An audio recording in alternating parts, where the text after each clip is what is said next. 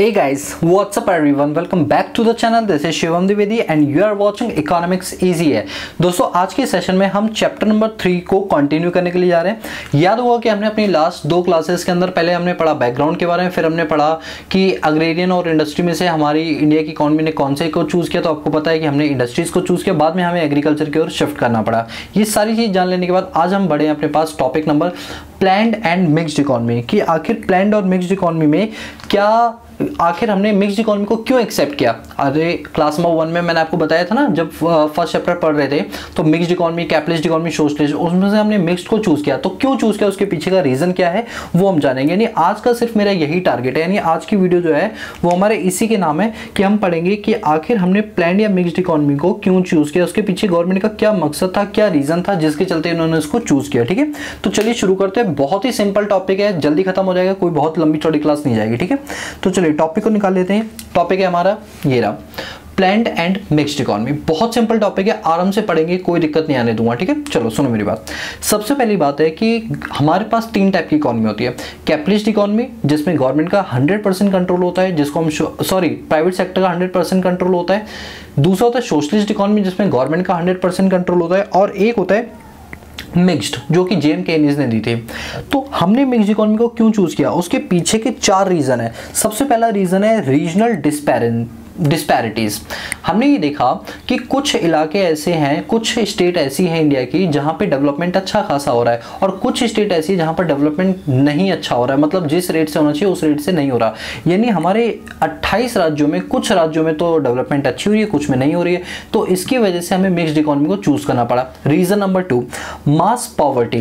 गरीबी इतनी ज्यादा छा गई थी, इस गरीबी को दूर करने के लिए गवर्नमेंट और प्राइवेट सेक्टर दोनों को ही आगे आना पड़ेगा, और इस रीजन से हमें मिक्स्ड इकोनॉमी को चूज करना पड़ा। Reason number 3, allocation of resources and mobilise them to equitable growth and development. देखो हमारे पास रिसोर्सेज हैं, लेकिन अगर हमें उसका तरीका ही नहीं पता होगा कि लोगों तक उसको कैसे पहुंचाए तो बात नहीं बनेगी। तो अब गवर्नमेंट क्या करती है, गवर्नमेंट करती है कि वो रिसोर्सेज को प्रोवाइड करवाती है, और उसका एलोकेशन कौन करता है, प्राइवेट सेक्टर करता है। तो जब दोनों सेक्टर मिले तो इकोनॉमी का विकास होना शुरू हुआ। इस रीजन से हमें क्या करना पड़ा, मिक्स्ड इकोनॉमी को चूज करना पड़ा। रीजन नंबर 4, मोर सेंट्रलाइज्ड। मतलब ये कि हम ये चाहते थे कि अगर हमने पूरा कंट्रोल प्राइवेट सेक्टर को दे दिया तो कहीं ना कहीं जो अमीर लोग हैं उनको इसका बेनिफिट मिलेगा, बल्कि हम ये चाहते हैं कि इसका बेनिफिट हर इंसान को मिले। तो एक सेंट्रलाइज पॉलिसी होनी चाहिए, मतलब गवर्नमेंट का भी इसमें रोल होना चाहिए। और इन 4 रीजंस की वजह से हमने किसको चूज किया, हमने मिक्स्ड इकोनॉमी को चूज किया। तो मैं बता दूं दोबारा से वो 4 रीजन क्या है। सबसे पहले क्या है, रीजनल डिस्पैरिटीज। दूसरा है मास पॉवर्टी, यानी पॉवर्टी बहुत ज्यादा हो गई थी। तीसरा इसका रिसोर्सेज मोबिलाइजेशन, और चौथा है सेंट्रलाइज्ड। यानी इन 4 रीजंस की वजह से हमारी इंडिया को मिक्स्ड इकोनॉमी में अपने आप को कन्वर्ट करना पड़ा। लेकिन खाली यही रीजन नहीं है, उसके अलावा भी कई रीजन है। तो मैं आपको बता दूं मेजर 3 रीजंस हैं, 3 स्ट्रॉन्ग रीजंस हैं जिसकी वजह से इंडिया ने मिक्स्ड इकोनॉमी को चूज किया। बिकॉज मिक्स्ड इकोनॉमी जो है वो इंडिया जो है वो पीछे कई सालों से वो देखती हुई आ रही थी कि बाकी जो इकोनॉमीज है उन पर क्या इंपैक्ट पड़ रहा है इस चीज का। तो हमने देखा, देखो ध्यान से सुना, ये बहुत ही अच्छी हिस्ट्री है आप लोगों के लिए। सबसे पहली चीज है, देखो फर्स्ट पॉइंट मैं आपको बता रहा हूं कि इंडिया का डिसीजन मिक्स्ड इकोनॉमी का क्यों था। सबसे पहला पॉइंट, ग्रेट डिप्रेशन जो कि 1929 या 30 में आया था। ये कहाँ आया था, ये अमेरिका के अंदर आया था, और इसकी वजह से पूरी वर्ल्ड वाइड इकोनॉमी जो है वो हिल के रह गई थी। सभी इकोनॉमी पर इसका नेगेटिव इम्पैक्ट किया था।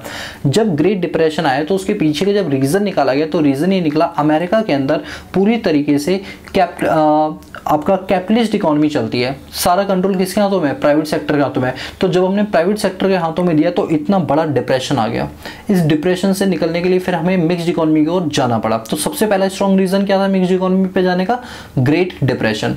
दूसरा रीजन है कि कम्युनिस्ट कमांड इकोनॉमी, जैसे हमारा सोवियत यूनियन जिसको आज हम रूस बोलते हैं, रशिया बोलते हैं, तो ये पहले सोवियत यूनियन था। आप जानते हो सोवियत यूनियन का बहुत बड़ा पार्ट था, फिर इसके धीरे धीरे करके टुकड़े हो गए, और इसके पीछे का रीजन क्या था, सोशलिस्ट इकोनॉमी। वहां पे इतना ज्यादा सोशलिस्ट इकोनॉमी हो गया था जिसकी वजह से उसके टुकड़े करने पड़े। तो हमने देखा कि जब हमने कैपिटलिस्ट इकोनॉमी अपनाई तो भी दिक्कत रही। हमने दूसरा रीजन देखा कि कुछ कंट्रीज ऐसी थी जिन्होंने प्योरली सोशलिस्ट अपनाई, वहां के भी टुकड़े हो गए। तो ऐसे में तो भैया हमें मिक्स्ड इकोनॉमी को चूज करना ही पड़ेगा। तो एक प्रेशर हमारे ऊपर बन गया था। और तीसरा है कि हमने ये देखा कि इकोनॉमी के ऊपर ना अगर गवर्नमेंट का डोमिनेंट रोल नहीं है तो भाई प्राइवेट इकोनॉमी उसको चूज जाएगी पूरी तरह से। गवर्नमेंट का रोल होना बहुत ही ज़्यादा ज़रूरी है, बहुत ज़्यादा ज़रूरी है। तो गवर्नमेंट का ठीक है भाई, फिर तो हम उतरेंगे क्योंकि हमारा भी पोजीशन होना ज़रूरी है, वरना तो प्राइवेट सेक्टर जो है वो पूरा चूस डालेगा गरीबों को। ये 3 स्ट्रॉन्ग रीजन है जिनकी वजह से इंडिया को मिक्स्ड इकोनॉमी को ही चूज करना पड़ा। बोलो क्लियर हो गया? आपको सारा कुछ नहीं पढ़ना, जितना हाईलाइट किया उतना पढ़ने से मतलब रखना, ठीक है। चलिए अब हम इसके बाद, ये बहुत सारी थ्योरी दे रखी है, इसमें कुछ नहीं है। अब यहाँ पर एक पॉइंट आता है आपके पास, ईस्ट एशियन मिरेकल। अब ये ईस्ट एशियन मिरेकल क्या है, बहुत ही ध्यान से सुनो, बहुत इंपॉर्टेंट और बहुत दिलचस्प कहानी है इसके पीछे की। पहले कहानी सुनो फिर इसको पढ़ेंगे। कहानी ये है कि जो हमारा मैप है उसमें जो ईस्ट एशिया का पार्ट है, जिसके अंदर आपके जैसे थाईलैंड आता है, मलेशिया आ गया, सिंगापुर आ गया, Japan, south Korea, north Korea, Taiwan, ये जो कुछ कंट्रीज हैं इनके अंदर एक मैसिव ग्रोथ देखी गई पिछले 3 डेकेड से, मतलब पिछले 30 सालों में। ये नहीं कह रहा हूं कि आज से 30 साल, लेकिन इन जो कंट्री को मैंने नाम लिए, इन्होंने 30 साल तक लगातार डबल डिजिट ग्रोथ की। कितनी ग्रोथ की? डबल डिजिट ग्रोथ की। और इनकी ग्रोथ की पॉलिसी क्या थी? Mixed economy. ये जो कंट्रीज थी जो मैंने अभी आपको बताया, जो एशिया के मिरेकल्स कहा जाते हैं, मतलब एशिया के बहुत अच्छी कंट्रीज कही जाती है, जो मैं दोबारा से रिपीट करता हूँ, Thailand, Singapore, Malaysia, Japan, north Korea और ताइवान, इन कंट्रीज के पास मिक्स्ड इकोनॉमी थी। और ये देखा गया कि इन्होंने पिछले 30 सालों में बहुत ही ज़्यादा डेवलपमेंट की, डबल डिजिट ग्रोथ हुई है। तो इनसे भी इंस्पायर्ड होकर हम लोगों ने क्या चूज़ की? मिक्स्ड इकोनॉमी चूज़ की। अब क्योंकि ये जो इकोनॉमीज है ये बहुत ही जल्दी एकदम मैसिव रोल प्ले करती हैं, बहुत जल्दी ग्रोथ होती है इनकी, तो इसीलिए इनको स्टार कहा जाता है। मतलब स्टार का मतलब ईस्ट एशियन मिरेकल कहा जाता है, मतलब एशिया के मिरेकल, मतलब स्टार्स में से एक है ये सारी कंट्रीज। तो वही लिखा हुआ है ईस्ट एशियन मिरेकल, वो कंट्रीज हैं जो पिछले 3 डिकेड से, डिकेड्स का मतलब होता है एक डिकेड में 10 साल होता है, तो 30 सालों से उनके यहाँ पर जो लिमिट्स हैं, जो इन्वेंशंस की या जो इंटरवेंशन या ग्रोथ की लिमिट है, वो बहुत हाई रेट है। तो इस ईस्ट एशियन इकोनॉमी के अंदर देखा गया कि जो ग्रोथ रेट है वो बहुत ही ज़्यादा हाई है पिछले 3 सालों से। और इसके पीछे का रीज़न क्या है? स्टेट का कंट्रोल। अच्छा, स्टेट का कंट्रोल का मतलब क्या होता है? स्टेट मतलब होता है गवर्नमेंट, कि गवर्नमेंट का भी इसमें रोल है, मतलब मिक्स्ड इकोनॉमी है। तो जब हमने देखा, फिर वर्ल्ड बैंक ने भी बोला कि भाई जो जेम केनिस के द्वारा जो मिक्स्ड इकोनॉमी निकाली गई बहुत अच्छी है, तो भाई फिर हमको भी लगा कि हमें भी अपनी इकोनॉमी को मिक्स्ड इकोनॉमी में कन्वर्ट कर लेना चाहिए। बोलो क्लियर है?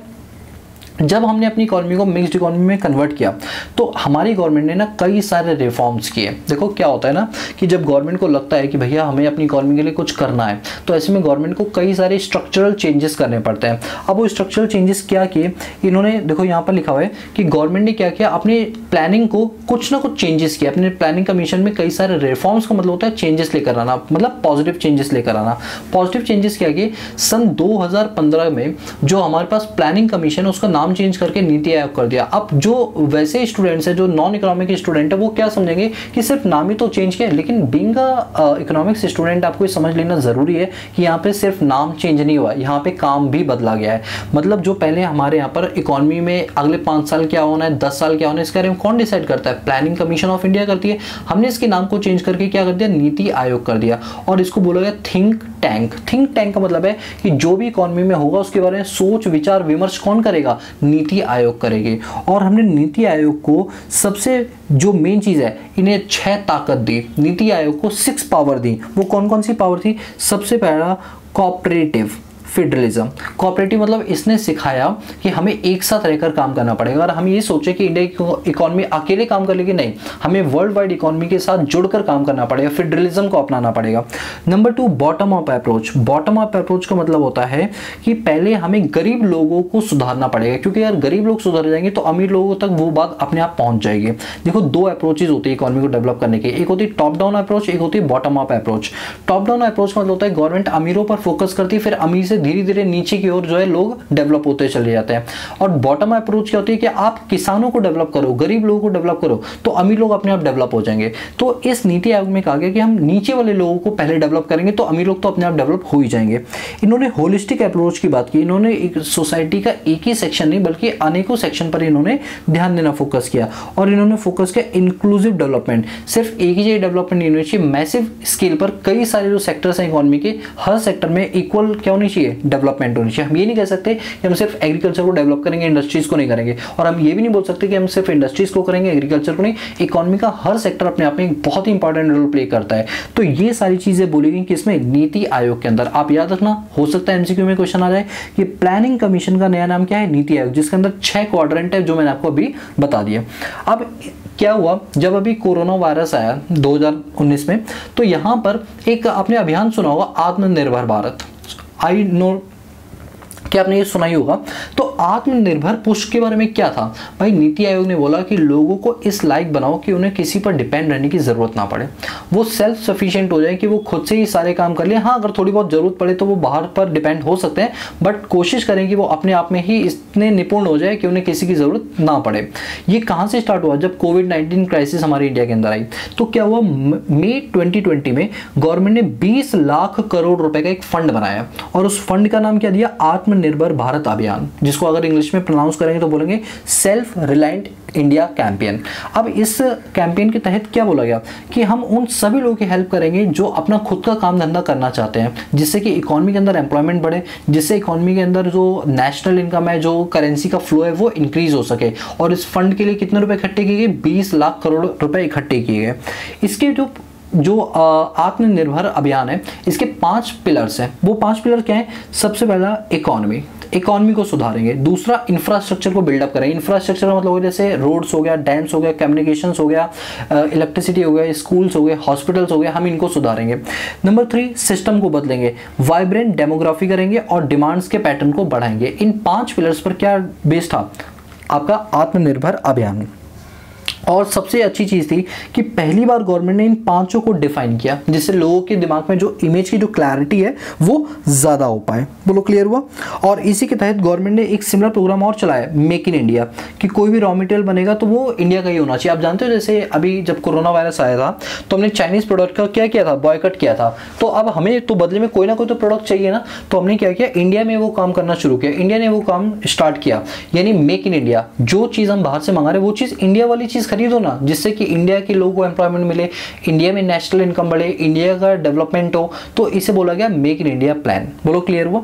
अब ये सब क्यों पॉसिबल हो पाए, क्योंकि हमने कौन सी इकोनॉमी अपनाई, मिक्स्ड इकोनॉमी। हमारे यहाँ पर इंडिया में प्राइवेट सेक्टर और गवर्नमेंट सेक्टर दोनों मिलकर काम करते हैं, तब जाके आज हम इस मुकाम पर पहुंचे हैं। सो आई होप गाइस कि आपको ये समझ आ गया होगा कि हमारी इंडिया ने उन दिनों पर जब देश आजाद हुआ था मिक्स्ड इकोनॉमी को क्यों चूज किया। बोलो क्लियर हुआ। तो यहाँ पर आज का जो टारगेट है वो हमारा कंप्लीट होता है कि इंडिया ने उन दिनों पर मिक्स्ड इकोनॉमी के कॉन्सेप्ट को क्यों चूज किया। तो ये लो, अब मैं यहाँ पर टिक कर देता हूँ, टिक करने बड़ा मजा आता है कि आज का हमारा जो 3rd चैप्टर है उसका ये वाला टॉपिक हमारा कंप्लीट होता है। बोलो क्लियर हुआ। ठीक है, अब नेक्स्ट क्लास में मैं आपको कराऊंगा कि पब्लिक सेक्टर अंडरटेकिंग यूनिट्स क्या होती हैं, गवर्नमेंट को उसकी जरूरत क्यों पड़ी है और इससे पब्लिक को क्या फायदा पहुंचेगा, और आज की डेट में उससे रिलेटेड जो करंट अफेयर्स होंगे वो भी मैं आपसे नेक्स्ट क्लास में डिस्कस करूंगा। ठीक है दोस्तों, सो गाइस आज के लिए इतने रखते हैं। So guys if you like the video give a big thumbs up and subscribe the channel and press the bell icon so that you notify all the time when I post new video on this YouTube channel. बने रहना हमारे साथ, मिलते हैं next class में, तब तक के लिए पीस आउट।